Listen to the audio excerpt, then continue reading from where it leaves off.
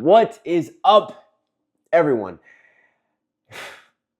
In this video, I want to make this video about a topic that I don't really talk about um, publicly.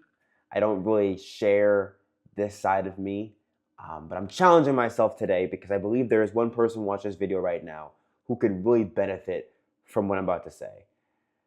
The part that I don't really share a lot about my life is my battle with anxiety. And that might come off as very strange to people who know me, especially because my job is a mental health public speaker. Like I speak on stage about my anxiety. I wrote a book about my anxiety. It's called I Have Anxiety, So What? And I do all of these things about talking about anxiety, about how I got through anxiety, but I don't really document the everyday battles I have with anxiety, the struggles, the challenges I have with panic. And for as long as I can remember, I think it started around the age of 12 for me. Anxiety has been a part of my life, and panic has been a part of my life. And most people mix it up. They think that being stressed, or we overuse the word I'm anxious, and we don't really understand what anxiety means. Like stress is our reaction to an external occurrence. Like you have a deadline, that's stressful. You probably haven't slept, that's stressful. But anxiety is our body's response to that stress. Sometimes it's our brain just being up at night, constantly churning with what if this and what if that. Or maybe we have a relative who we're living with and we don't really see eye to eye, and them being in the house, yes, that's stressful, but our body, we are constantly sweating. Our brain is constantly racing with thoughts. We can't breathe. And when it gets to a heightened point, your body can almost feel like it's shutting down. And in this video, I want to help you understand 5 things you can do to better calm yourself in the midst of a panic attack. I like to begin everything by offering a story. Yes, I love telling stories. And this is going to be very challenging because I don't really talk about this on the internet, but I'm challenging myself to do it because I really believe someone could benefit from this. About 2 months ago, before we moved to Texas, Katie and I were moving, and I didn't know this, but moving, whether it's down the street or across the country, moving is stressful. Moving is very stressful. And in this case, we were selling all of our personal items and we just wanted to start fresh in Texas. And at the same time, while all this is happening, we're staying with a relative or at a relative's house. And that relative house we were staying at, they got really sick. And I remember when they got really sick, everyone from our families were just coming to the person's aid and they wanted to be around them. And I remember the same week that Katie and I were supposed to move, that's when our relative got sick. And when our relative got sick, that's when everyone in the family was coming to the house to, make food for the family, see my grandma. It was my grandma. My grandma was sick. We were staying with my grandma. And I remember everyone was coming in the house and we're trying to organize everything. And there's just so much just hoopla, chaos happening. And I just remember my body. Like, my body didn't feel right. My stomach felt very uncomfortable. I didn't want to eat anything. And I remember I went out to my grandma's garden. She has this garden in her backyard. And I was trying to catch my breath because it felt like I couldn't catch my breath. And this was in the midst of everyone coming in and out of the house, uncles, aunts, family members, family friends. Everyone's coming in and out of the house. And I'm trying to catch my breath, but I can't. And all of a sudden, it happens. I can't feel my face. I got this sensation in my fingertips that it just felt like I couldn't touch myself, but it felt like I was just not in my own body. It just really felt like I was not in my own body. And I was freaking out. I was freaking out. And I remember I walked back into the kitchen, my grandma's kitchen. I sit at the table and my sister-in-law is there, my brother's there, my sister's there, and they're trying to talk to me, but I can't hear them. Like it sounds wild, but I could not hear them. I could not hear what they were saying. It sounded like they were talking like, Wesley, are you there? Wesley, are you there? Are you okay? It just felt very muffled. So I remember Katie, she grabbed my hand and she just started breathing with me. And she said, do you want to go?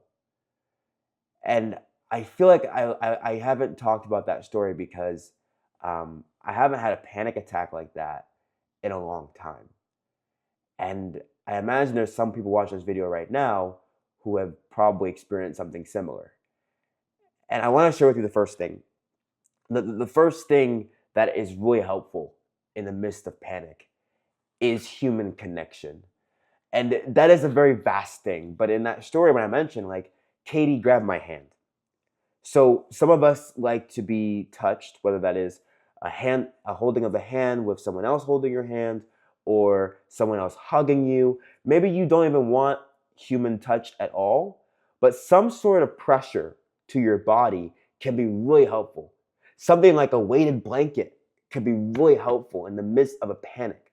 Some level of touch, some level of friction with your body, whether it's going into a hot shower or a cold shower, or changing the physical state of your body, can truly help you recognize and just kind of come back.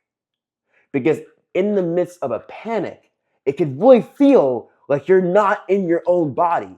So having that physical contact, whether it's with a person hugging you, holding your hand, a weighted blanket holding you down, you going into a hot shower, changing the state of your body somehow, whether it's your body temperature, your body pressure, like being touched or grabbed, can really help you come back to yourself. So Katie grabbed my hand and she asked if I wanted to go, and I walked away, and we left my grandma's house, and we ended up going to a local sub shop. And we get to the sub shop, and at the sub shop, Katie gets me a smoothie. Now, going back to the first point of changing the state of your body, that smoothie was something cold. When you're in the midst of panic, your brain is the rational side of your brain is shutting down. So you want to kind of restart it, kickstart it. So doing something cold, like drinking a cold smoothie or going into a cold shower, can really help with that. But that's not the second thing I want to say. The second thing I want to say, the second thing you can use in the midst of panic is what I call the 5-second countdown. You've probably heard of this. It's getting yourself in touch with your 5 senses. So counting down from 5, what are 5 things you can identify in the room around you? What are 4 things you can hear in the room around you? What are 3 things you can smell in the room around you? What are 2 things you can feel in the room around you? Can you feel a pen? Can you feel the tag on the back of your neck in your shirt? Can you feel the feeling of your pants or your shirt or your shorts on your legs? Can you feel your hands rubbing against your jeans? What can you feel? What are 2 things you can feel? And then what's 1 thing you can taste? Maybe it's that lasagna you just had for lunch. Maybe it's not. Maybe, let's be real, and this might sound gross, but maybe it's the taste of throw up because you've tossed up. Doing a 5-second countdown or a 5 sense countdown can really help, really trying to re-trigger, come back to yourself. Now, the third thing that is so very valuable in the midst of a panic attack.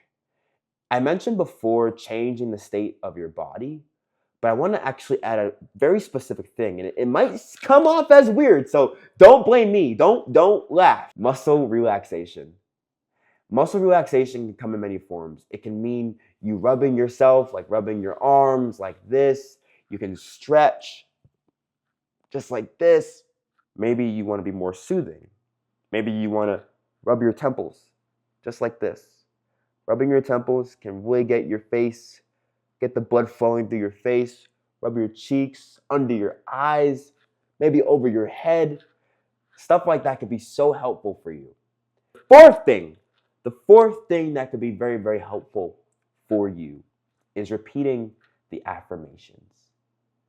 Now, repeating affirmations, it might seem corny to you, but our brains, when we're having an anxiety attack or a panic attack, their brains think it's convincing the rest of our body that we are in danger, we're shutting down. So trying to use words have tremendous power. Trying to use words to change the story that your mind is telling itself. So repeating something like, I am safe now. I am safe now. And that's very simple. I am safe here. I am safe here. I am safe here. Repeating it however many times you might need can be so beneficial for you in the midst of panic. But the last thing, and it's very, very important, I don't want to make this video too long. If you made it this far, I would love to have you as a subscriber. We want to make more videos like this to make panic attacks and mental health journeys less lonely. So please hit that subscribe button. But the fifth thing I was going to say in the midst of a panic attack, once you have changed your state of your body by using a weighted blanket or having someone hold your hand or going to take a cold or warm shower or drinking a cold smoothie, once you've done the 5 senses countdown, the 5 things you can see, the 4 things you can smell, the 3 things you can hear, the 2 things you can feel, and the 1 thing you can taste. Once you've honestly done some muscle relaxation and rubbed your arms and honestly tried to flex different parts of your bodies, rub your cheeks and rub your head to really get the blood flowing back in. Once you also have done the affirmations of repeating, I am safe here, I am safe here, I am safe here, the last thing is to talk to somebody. So many times we internalize our external experience. I said that in another video. But there's also times, though, my friend, there's also times where we don't tell anybody about what just occurred. And the more we do that, the more alone we feel in our anxiety, the more alone we feel in our panic. So it's so important for you to talk to somebody. Who should you talk to? A therapist? A parent? A relative, a trusted relative? A spouse? A partner? A friend? Saying something like, hey, look, I don't need you to fix me or change me. I just need to tell you, I think I had a panic attack earlier. And I'm doing all right. I just need to tell you, like, can you just sit here with me? And saying something like that, it helps you reconnect not only to yourself, but with other people. And as human beings, we're hardwired for connection. We're hardwired to connect with other people. We're not meant or designed to suffer alone, which is why you're watching this video.